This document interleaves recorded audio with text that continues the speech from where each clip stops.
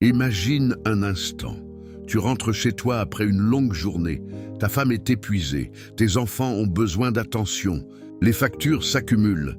Et quelque part au fond de toi, une voix te murmure « Est-ce que je suis vraiment à la hauteur ?» Cette voix, tu la connais. Elle revient la nuit quand tout est silencieux.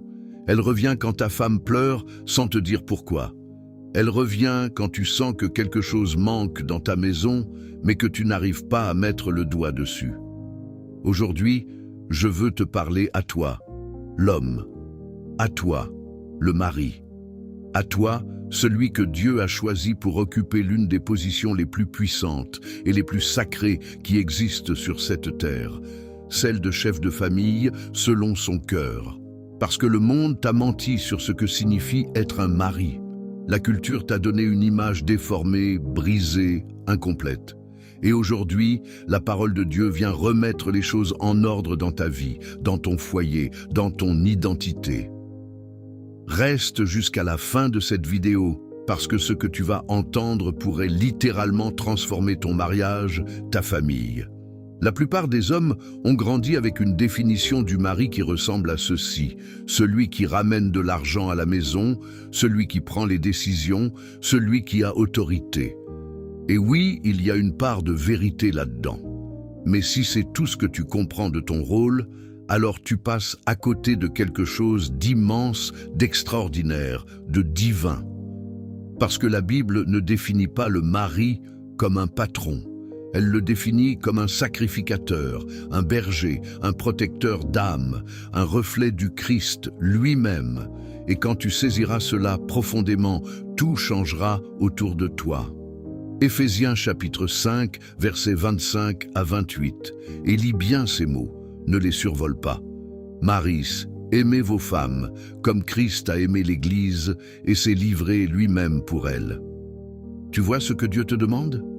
Il ne te dit pas d'être supérieur à ta femme. Il ne te dit pas de dominer par la force ou par la peur. Il te dit d'aimer comme Christ a aimé.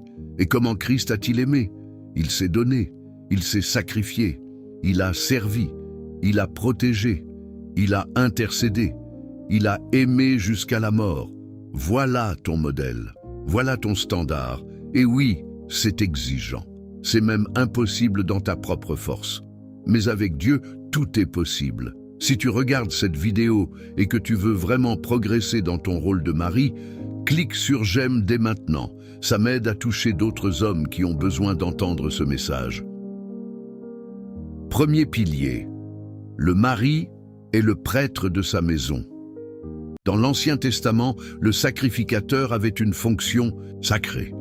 Il se tenait entre Dieu et le peuple. Il intercédait, il offrait des sacrifices, il représentait le peuple devant la sainteté de Dieu.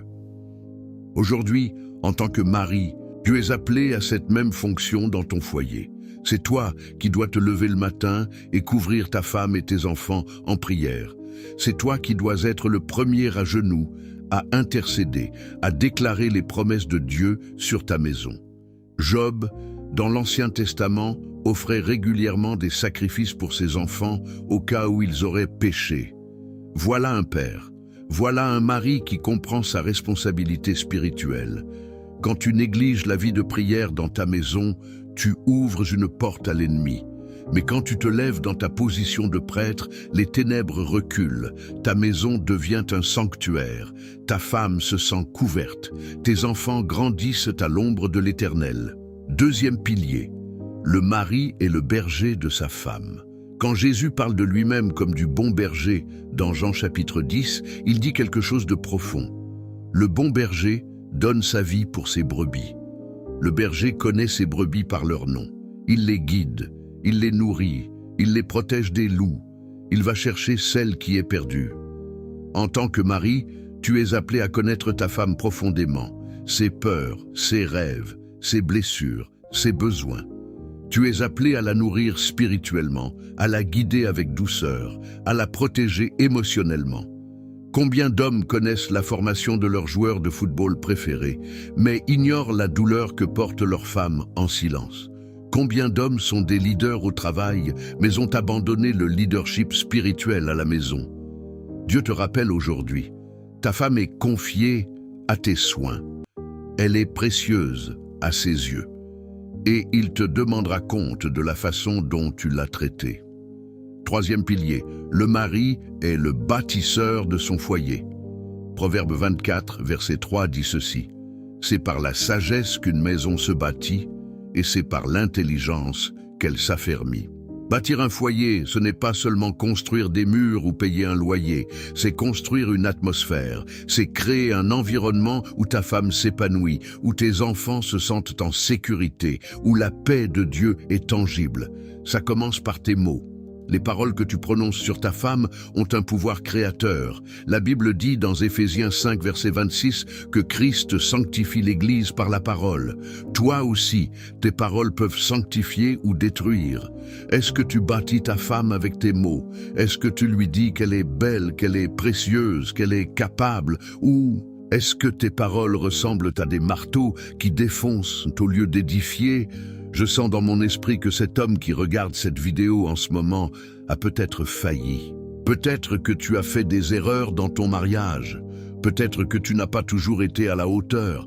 Peut-être que tu portes de la honte, de la culpabilité, un sentiment d'échec. Mais je veux te dire ceci avec toute l'autorité de la parole de Dieu. Il n'est pas trop tard. Dieu est le Dieu de la restauration. Il est le Dieu qui reconstruit ce qui a été détruit. Joël chapitre 2 verset 25 dit « Je vous rétablirai ce qu'ont dévoré les sauterelles ». Ce que l'ennemi a volé dans ton mariage, Dieu peut le restaurer. Ce que le temps, la blessure et l'indifférence ont abîmé, la grâce de Dieu peut le guérir. Mais cela commence par une décision. La décision de te lever. La décision de dire « À partir d'aujourd'hui, je choisis d'être l'homme que Dieu m'a appelé à être ». Abonne-toi à cette chaîne si tu veux continuer à recevoir des enseignements qui transforment réellement ta vie et ton foyer. Appuie sur la cloche pour ne rien manquer. Voici maintenant des actions concrètes que tu peux commencer dès aujourd'hui pour incarner ton rôle de mari selon la Bible. Premièrement, prie avec ta femme. Pas pour elle seulement, avec elle. Prends sa main, ferme les yeux et parle à Dieu ensemble. Ce moment de 5 minutes peut transformer l'atmosphère de toute ta maison. Des études montrent que les couples qui prient ensemble ont un taux de divorce infiniment plus bas, mais au-delà des statistiques, la prière commune crée une intimité spirituelle que rien d'autre ne peut produire. Deuxièmement, apprends à écouter vraiment. Ta femme ne te demande pas toujours une solution. Parfois, elle a besoin que tu sois simplement présent. Pose ton téléphone. Regarde-la dans les yeux. Laisse-la parler sans l'interrompre. Ce geste simple est un acte de service royal. Troisièmement, couvre-la financièrement avec intégrité. 1 Timothée 5, verset 8 est très clair. Si quelqu'un n'a pas soin des siens, et surtout de ceux de sa famille, il a renié la foi.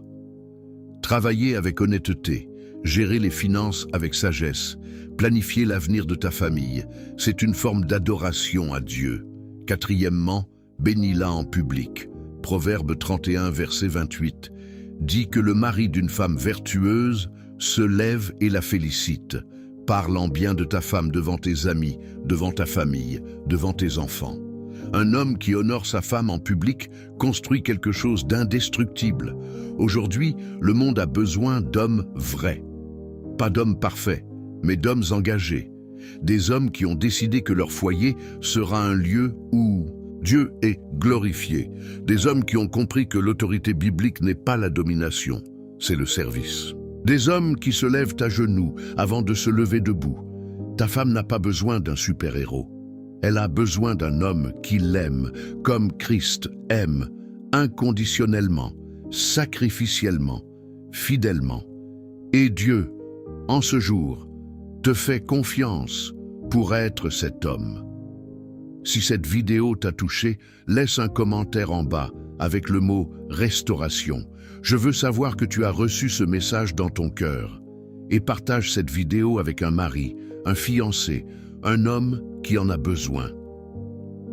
Avant de fermer cette vidéo, prions ensemble. Pose ta main sur ta poitrine, ferme les yeux si tu peux, et répète ces mots du fond de ton âme. Père céleste, Je me présente devant toi comme Marie. Je reconnais que sans toi, je ne peux rien bâtir de durable. Pardonne-moi pour les fois où j'ai manqué.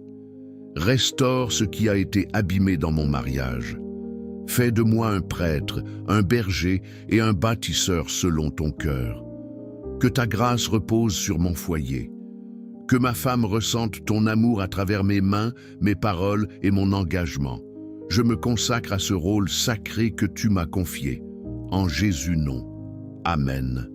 Amen.